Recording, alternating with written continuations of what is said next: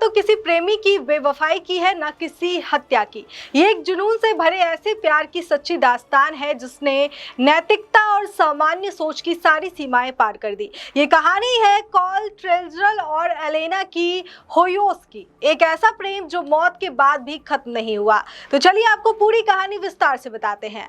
साल 1931 की बात है। फ्लोरिडा के की वेस्ट मरीन अस्पताल में 22 साल की एलेना डी होयोस को टीवी का इलाज करवाने लाया गया।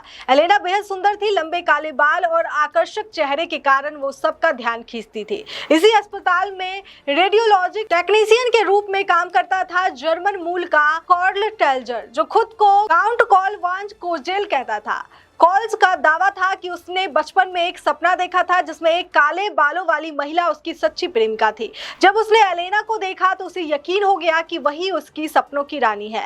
कार्ल ने एलेना के इलाज के नाम पर उसे घरेलू टॉनिक, अजीब किस्म के मेडिकल उपकरण और बहुत सारे झूठे वादे दिए। इसके साथ ही उसने एलेना से अपने प्यार का इजहार भी किया, लेकिन एलेना ने उसे कभी स्वीकार नहीं किया। 25 अक्टूबर 1931 को एलेना की मृत्यु हो गई। उसकी मौत के बाद कॉल टेल्जर ने के अंतिम संस्कार का पूरा खर्चा उठाया और अपने खर्च पर एक खूबसूरत मकबरा बनवाया। लेकिन इस मकबरे की चाबी सिर्फ उसी के पास थी। वो हर रात एलेना की कब्र पर जाता, उसे फूल चढ़ाता, उपहार देता और घंटों बातें करता। यहाँ तक कि उसने मकबरे में एक टेलीफोन भी लगवा दिया ताकि वो एलेना की आत्मा से बात कर सके।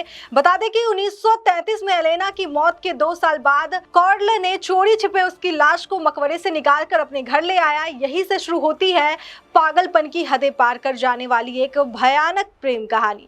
कार्ल ने एलेना की लाश को संरक्षित करने की कोशिश की। उसकी हड्डियों को तार और कोट हैंगर से जोड़ा, चेहरे को मोम और प्लास्टर से दोबारा बनाया, उसकी आंखों में कांच की आंखें लगाई और बालों से विग बनवाया। लाश पर परफ्यूम और रसायन छिड़क कर बदबू को छिपाया जाता था। एलेना को रोज नए कपड़े पहनाए जाते, जेवर पहनाए जाते और वो उसी बिस्तर में सोती जहां कार्ल सोता था।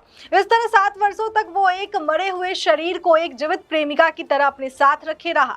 1940 में एलेना की बहन को शक हुआ और उसने कार्ल के घर जाकर जांच की। वहां उसने जो देखा वो रूह कपा देने वाला था। एलेना की छत विछत लेकिन सजी धजी लाश को जो एक गुड़िया जैसी लग रही थी। मामला पुलिस तक पहुंचा और कार्ल टेल्जर को गिरफ्तार किया गया। उस पर लाश चोरी करने का आरोप लगा, लेकिन स्टैच्यू ऑफ लिमिटेशन की वजह से उस पर कोई मुकदमा नहीं चल पाया। चौंकाने वाली बात यह थी कि अमेरिका जनता का एक बड़ा तबका टेल्जर को एक सच्चा प्रेमी मानने लगा। अखबारों में उसे ट्रेजेडी का प्रेमी कहा गया और जनता की नजरों में वो एक भावुक और समर्पित प्रेमी बन गया।